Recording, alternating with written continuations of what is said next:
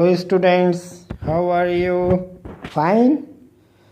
Okay dear students, today we will discuss on determination of truth values of contradictory, tautology, contingent and equivalence by using truth table method.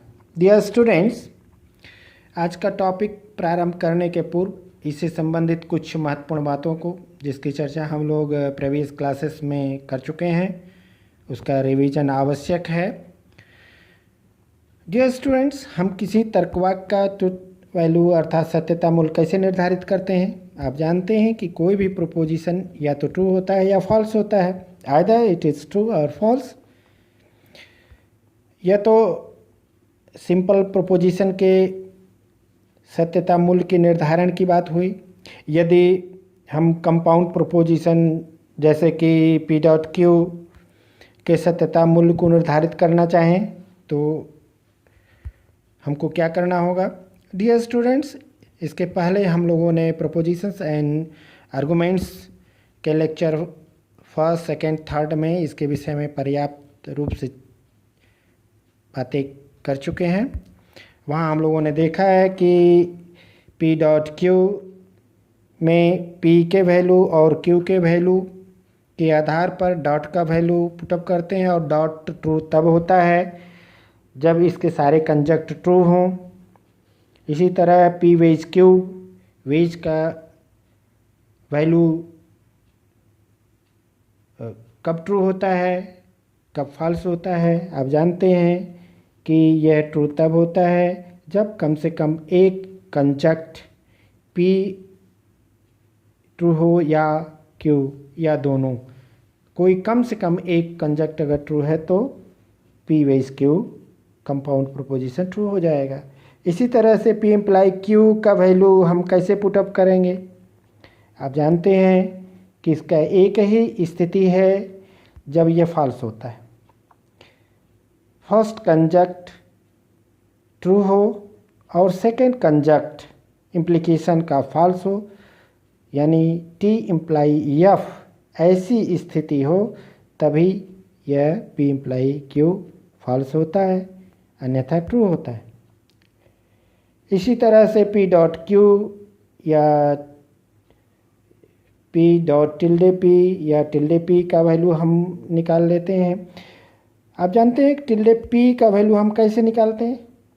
P के आधार पर हम tilde P का, अगर P true है तो tilde P false हो जाएगा और यदि पी फॉल्स है तो टिल्डे पी क्या होगा? ट्रू होगा। इसी तरह से पी इक्विवेलेंस क्यू का वैल्यू हम निकालते हैं। आप जानते हैं कि इक्विवेलेंस ट्रू कब होता है? जब इसके सारे कंजक्ट इक्विवेलेंट हो, यानी P का जो वैल्यू हो वही वैल्यू Q का भी हो। अगर P ट्रू है तो Q को भी ट्रू होना होगा, तभी वह ट्रू होगा, नहीं तो फॉल्स हो जाएगा। अगर P फॉल्स है तो Q का वैल्यू भी फॉल्स होना चाहिए, तभी P इक्विवेलेंस Q ट्रू होगा। यानी पी क्यू इक्विवेलेंस में पी और क्यू दोनों का वैल्यू सेम होगा तभी यह ट्रू होगा, नहीं तो अनइक्वल वैल्यू होगा तो पी इक्विवेलेंस क्यू का वैल्यू फॉल्स हो जाएगा। इन सारी बातों की चर्चा हम लोगों ने विस्तार पूर्वक पिछले क्लासेस में किए हैं। डियर स्टूडेंट्स, अब हम लोगों को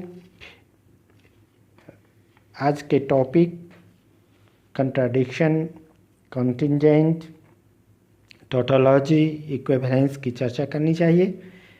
dear students, contradiction a statement form that has only false substitution instances is said to be contradictory or a contradiction। अर्थात जिस वाक्य आकार का प्रतिस्थापन उदाहरण केवल फॉल्स हो उसे कंट्राडिक्टरी कहते हैं। The statement P dot tilde P is proved a contradiction by the fact that in its truth table only F's occur in the column that it hates. As for example, it is displayed on your screen. Please see first example. p.p इस truth table में आप देख रहे हैं कि कुल तीन रो बनाए गए हैं। p फर्स्ट रो में p का वैल्यू पुटअप किया गया है, सेकेंड रो में p का वैल्यू पुटअप किया गया और थर्ड रो में p.p का वैल्यू पुटअप किया गया है। p.p का वैल्यू p और p के वैल्यू के आधार पर रखा गया है और आप स्पष्टतः आप देख रहे हैं कि p.p के नीचे केवल फॉल्स प्रतिस्थापन उदाहरण ही है, इसलिए यह कंट्राडिक्टरी या कंट्राडिक्शन का एक एग्जाम्पल है। दूसरा एग्जाम्पल आप देखिए, p imply p dot p imply p के एग्जाम्पल में भी आप देख रहे हैं केवल फॉल्स प्रतिस्थापन उदाहरण ही हैं, इसलिए यह भी कंट्राडिक्टरी या कंट्राडिक्शन का एग्जाम्पल है। अब हम लोग टोटोलॉजी अर्थात पुनर्कथन की चर्चा करें। अ statement form that has only two substitution instances is said to be tautology or tautologous। कहने का अभिप्राय यह है कि जिस वाक्य आकार के केवल सत्य प्रतिस्थापन उदाहरण हो उसे पुनर्कथन कहते हैं। जैसे p वेज p एक पुनर्कथन है। इसे सत्यता सारणी के द्वारा आप अपने स्क्रीन पर देख रहे हैं। आप स्पष्टतः देख रहे हैं कि एग्जाम्पल नंबर 1 में p वेज p के नीचे केवल सत्य या ट्रू प्रतिस्थापन उदाहरण ही प्राप्त हो रहे हैं। यहाँ भी कुल 3 रो दिया गया है। फर्स्ट रो में p का वैल्यू पुटअप किया गया है, सेकेंड रो में p का वैल्यू पुटअप किया गया और थर्ड रो में p वेज p का वैल्यू पुटअप किया गया है। चूँकि एक वेरिएबल है इसलिए पॉसिबिलिटी कितनी होगी? 2 होगी, या तो वो ट्रू होगा या फॉल्स होगा। और सेकेंड रो में p का वैल्यू दिया गया है। आप जानते हैं कि p अगर ट्रू है तो p क्या होगा? फॉल्स होगा, और यदि p फॉल्स है तो p ट्रू होगा। और p के आधार वैल्यू के आधार पर हमने p वेज p का वैल्यू रख दिया गया है। t wedge f first line में आप देखिए t वेज f t हुआ, क्योंकि वेज में अगर एक भी ट्रू है कंजक्ट तो पूरा कंपाउंड प्रोपोजिशन ट्रू हो जाएगा। दूसरे में भी आप देख रहे हैं कि कम से कम एक ट्रू कंजक्ट है, इसलिए दूसरा भी ट्रू है। इसलिए आप देख रहे हैं p वेज p के नीचे केवल सत्य प्रतिस्थापन उदाहरण है, इसलिए यह पुनर्कथन का एक उदाहरण हुआ। दूसरा एग्जाम्पल भी आप अपने स्क्रीन पर देख रहे हैं जिसमें दिया हुआ p इम्प्लाई ब्रैकेट में p इम्प्लाई p। यह एग्जाम्पल भी देख रहे हैं कि इस एग्जाम्पल में भी केवल सत्य प्रतिस्थापन उदाहरण ही प्राप्त हो रहे हैं, इसलिए यह भी एक टोटोलॉजी का एग्जाम्पल है। डियर स्टूडेंट्स, अब हम लोग कंटिंजेंट की चर्चा करें। कंटिंजेंट में आप स्पष्टतः देख रहे हैं कि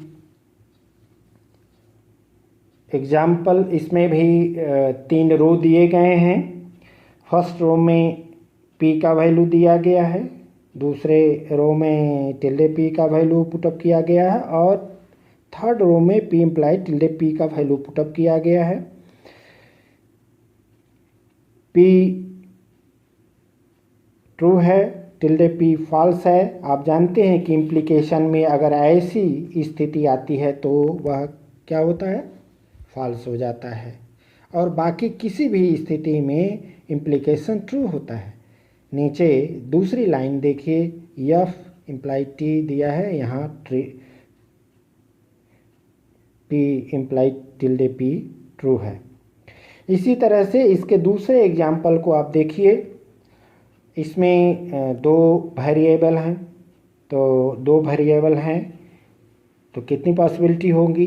4 होंगी। आप जानते हैं 2 to the power n, where n is a number of variable 2 हैं, तो 2 into 2 4 लाइन्स बनेगी, 4 पॉसिबिलिटी होंगी। p का वैल्यू हमने पुटअप किया, 2 ट्रू 2 फॉल्स। q का value 1 true 1 false, 1 true 1 false. और p और q के वैल्यू के आधार पर p डॉट q का वैल्यू हम लोगों ने रखा। और इस तरह से आप जानते हैं डॉट का ट्रू कब होता है? जब इसके सारे कंजक्ट ट्रू हों तब ये ट्रू होता है, नहीं तो फॉल्स हो जाता है।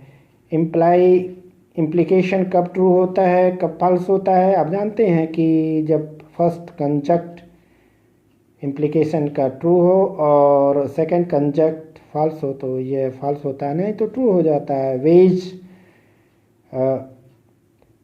कब ट्रू होता है? जब कम से कम एक कंजक्ट इसका ट्रू हो। इस तरह से आप देख रहे हैं कि कॉन्टिंजेंट के दोनों उदाहरणों में ट्रू और फॉल्स दोनों दिया गया है। इससे यह सिद्ध होता है कि कॉन्टिंजेंट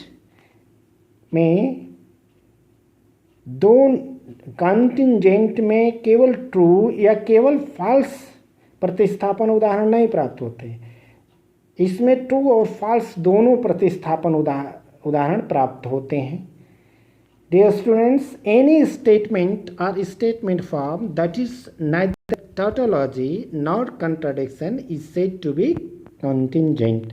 अर्थात जो न तो पुनर्कथन हो और न ही व्याघाती हो उसे हम कॉन्टिंजेंट कहते हैं। दूसरे शब्दों में हम कह सकते हैं जिसमें सत्य और असत्य दोनों प्रतिस्थापन उदाहरण प्राप्त हों उसे हम कॉन्टिंजेंट कहेंगे। और आपने अपने स्क्रीन पर कॉन्टिंजेंट के दोनों उदाहरणों को देखा और आपने देखा कि दोनों उदाहरणों में ट्रू और फॉल्स दोनों प्रतिस्थापन उदाहरण प्राप्त होते हैं। डियर स्टूडेंट्स, अब हम लोग लॉजिकल इक्विवेलेंस की बात करें। लॉजिकल इक्विवेलेंस क्या होता है? Two statements are said to be materially equivalent when they have the same truth value, and we symbolize the statement that they are materially equivalent by inserting the 3-bar symbol between them. Being a truth functional connective, the 3-bar symbol is defined by the truth table as it is given on your screen. Please see.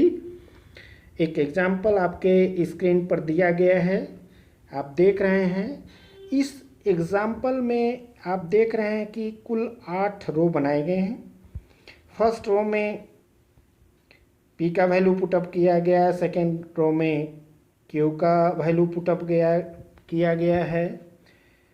और एक महत्वपूर्ण बात यहाँ मैं बता दूँ, यहाँ भी 2 वेरिएबल हैं और जब 2 वेरिएबल रहेंगे तो कितने लाइनें बनेंगी, कितनी पॉसिबिलिटी होगी? कुल 4। 2 into 2 is equal to 4।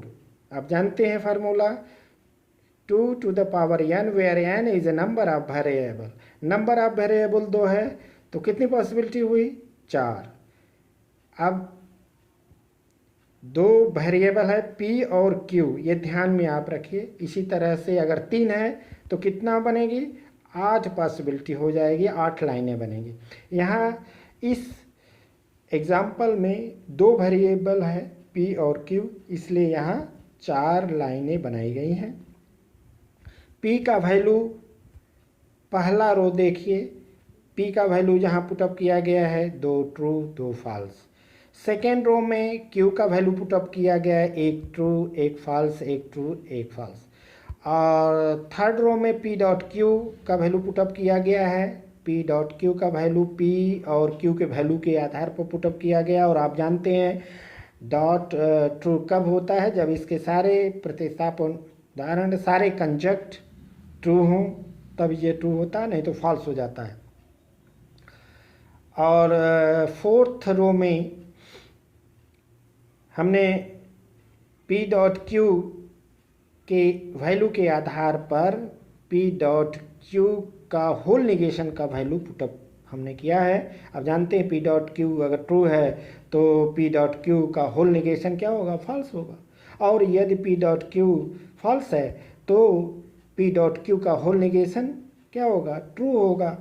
Just opposite उसका होता है, कंट्राडिक्टरी होता है।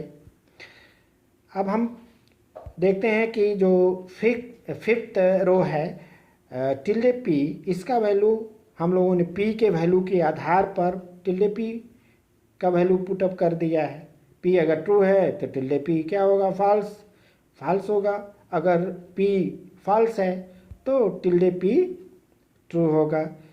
इस तरह से सिक्स्थ रो में क्यू के वैल्यू के आधार पर हमने टिल्डे क्यू का वैल्यू पुटअप किया है। और सेवेंथ रो में हम लोगों ने टिल्डे पी और टिल्डे क्यू के वैल्यू के आधार पर tilde P wedge tilde Q का वैल्यू पुटअप कर दिया। और आठवें रो में पी डॉट क्यू का whole negation equivalent tilde P wedge tilde Q का वैल्यू पुटअप किया गया। आप यहाँ देख रहे हैं कि अगर P dot Q tilde Q और tilde P wedge tilde Q का वैल्यू सेम है, जहाँ जहाँ एक ट्रू है दूसरा भी ट्रू है, या फॉल्स है तो दूसरा भी फॉल्स है, कंजक्ट, दोनों कंजक्ट सेम होने के कारण यहाँ आप देख रहे हैं कि केवल सत्य प्रतिस्थापन उदाहरण ही प्राप्त हो रहे हैं। इस तरह से लॉजिकली इक्विवेलेंस है, यानी यह कहा जा सकता है कि पी डॉट क्यू का होल निगेशन और tilde P wedge tilde Q ये दोनों लॉजिकली इक्विवेलेंट हैं, ये तर्कतः सम हैं, तर्कतः तार्किक रूप से समान है। डियर स्टूडेंट्स, यह टॉपिक आज यहीं तक। कल हम लोग कुछ एक्सरसाइज के साथ फिर चर्चा करेंगे। तब तक घर पर रहें, सुरक्षित रहें। Thank you very much.